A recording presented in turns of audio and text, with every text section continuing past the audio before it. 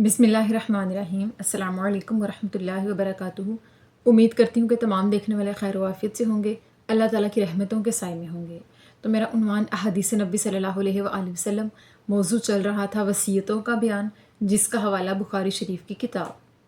तो आज की हदीस है कि सहाबी काब बिन मालिक रज़ियल्लाहु तआला अन्हु बयान करते हैं कि मैंने रसूलुल्लाह सल्लल्लाहु अलैहि वसल्लम की बारगाह में जाकर अर्ज़ किया कि या रसूलुल्लाह सल्लल्लाहु अलैहि वसल्लम, मेरी तौबा कबूल होने का शुक्राना ये है कि मैं अपना सारा माल अल्लाह और उसके रसूल के रास्ते में ख़र्च कर दूँ, सदका व खैरात कर दूँ। तो इस पर आका अलैहिस्सलाम ने उनसे फ़रमाया कि नहीं, तेरे लिए बेहतर ये है कि तू अपने माल का एक हिस्सा अपने पास रख और बाकी को अल्लाह और उसके रसूल की बारगाह में सदका व खैरात कर दे और ख़र्च कर दे।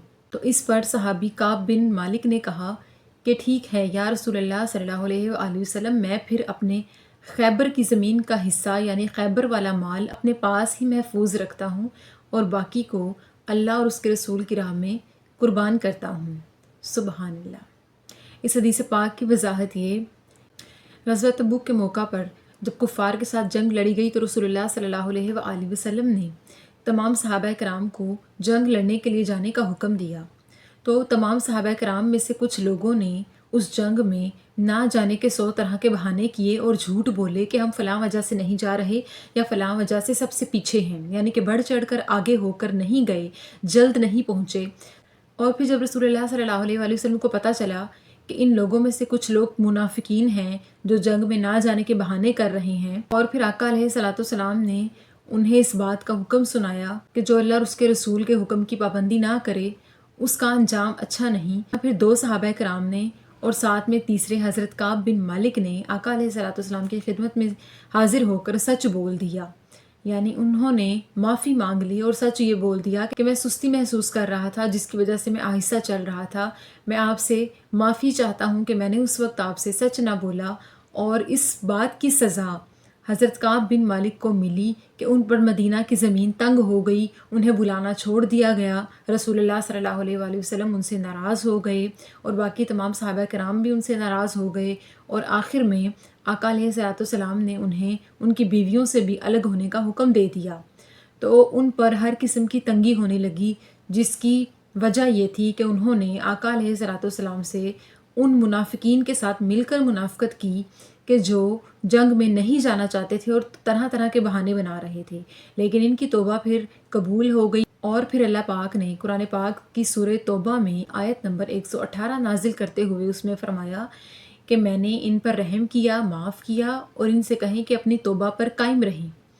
तो अल्लाह ताला ने इनकी तौबा कबूल फ़रमाई और रसूलुल्लाह सल्लल्लाहु अलैहि वसल्लम पर यह आयत नाजिल की। तो आका अलैहिस्सलाम ने उन तक ये ख़बर पहुँचाई, सहाबी हज़रत काब बिन मालिक तक ये ख़बर पहुँचाई कि अल्लाह ने आपकी तौबा कबूल कर ली है। बेशक अल्लाह पाक बड़ा गफ़ूरुर रहीम है, बख्शने वाला है, रहम करने वाला है।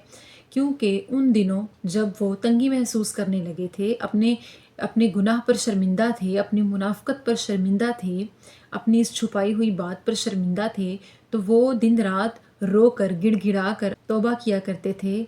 और फिर एक दिन ऐसा आया कि सहाबी काब बिन मालिक फ़जर की नमाज में रोते हुए गिड़गिड़ा कर अल्लाह से माफ़ी मांग रहे थे कि उसी वक्त एक सहाबी उनके सामने एक सिला नाम की पहाड़ी पर आया और चोटी पर आकर बुलंद आवाज़ से कहने लगा कि आपको मुबारक हो, अल्लाह ताला ने आपकी तौबा कबूल फ़रमा ली है। रसूलुल्लाह सल्लल्लाहु अलैहि वसल्लम पर यह आयत नाजिल हुई है अल्लाह की तरफ से।